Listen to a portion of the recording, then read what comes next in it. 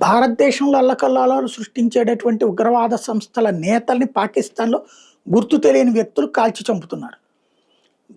పాకిస్తాన్‌లో మనం ఏ ఉగ్రవాదాన్ని పెంచట్లేదు. కాబట్టి వాళ్ళు ఇక్కడికొచ్చి మనల్ని ఎవరినో టార్గెట్ చేయక్కర్లేదు. కానీ ఇక్కడ ఉన్నటువంటి ఆర్ఎస్ఎస్ కార్యాలయాలు పేల్చేయడానికి మొన్న పెట్రోల్ బాంబులతో ప్రయత్నించింది చూసాం. అట్లాగే దాడులు చేసే ప్రయత్నాలు చూసాం.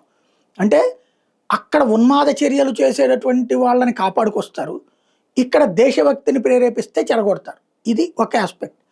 రెండవదొచ్చేటప్పటికి పాకిస్తాన్‌లో ఇప్పుడు ఏం చేయాలో అర్థం గాక హిందూ నేతల్ని కాల్చి చంపి, గుర్తు తెలియని వ్యక్తులు కాల్చి చంపారనేటటువంటి ప్రొజెక్షన్ తెర మీదకి తీసుకొస్తున్నారు గత వారం 10 రోజుల నుంచి. తాజాగా డాక్టర్ ఆకాష్ కుమార్ 28 ఏళ్ళు హిందూ డాక్టర్ జేపీఎంసీలో పనిచేస్తున్నారు. ఆయన్ని కరాచీలో కాల్చి చంపారు క్లిఫ్టన్ ప్రాంతంలో. ఎవరనేది తెలియలేదు. హిందువుల్ని టార్గెట్ ఈ మధ్యన పెరిగిందన్నది అక్కడ హిందూ సంఘాలు చెప్తున్నమాట.